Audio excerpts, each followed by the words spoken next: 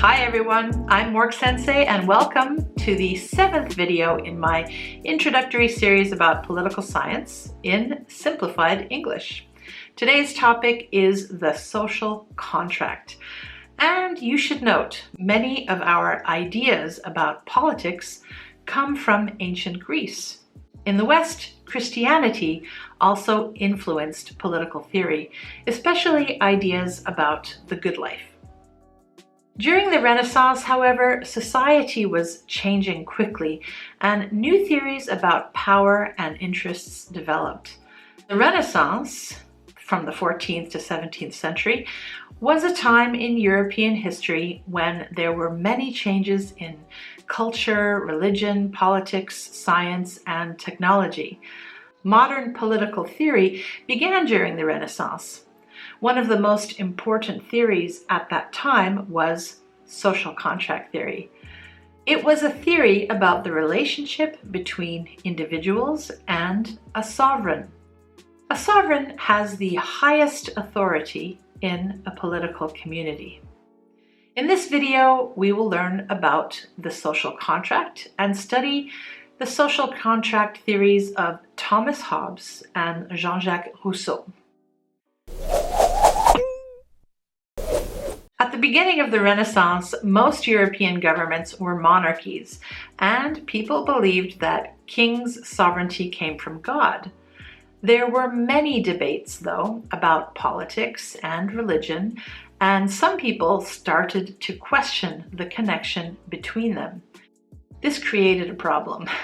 If they were not connected, then where did kings get their sovereignty? One answer was social contract theory, or the ideas that 1. Long ago, humans lived as individuals in a state of nature without society or politics, and 2. They realized that it was in their best interest to leave the state of nature, and 3.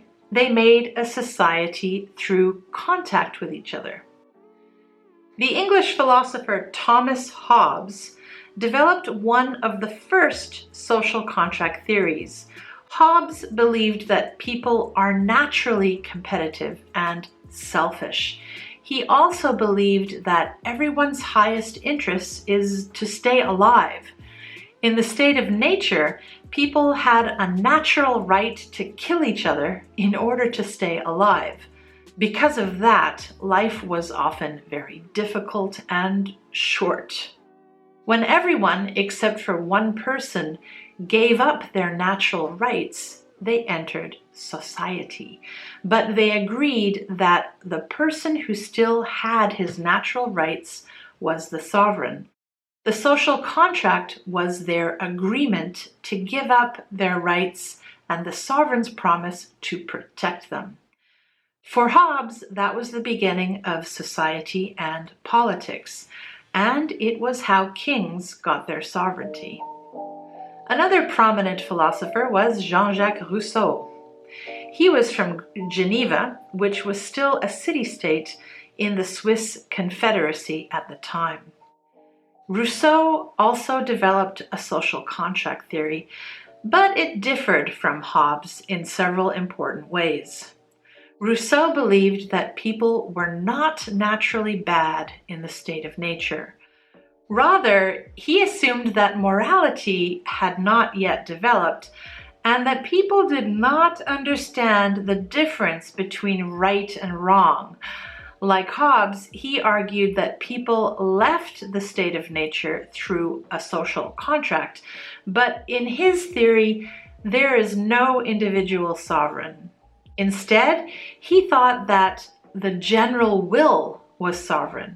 In other words, he believed that power was still distributed equally and that the general will was everybody working for the public interest.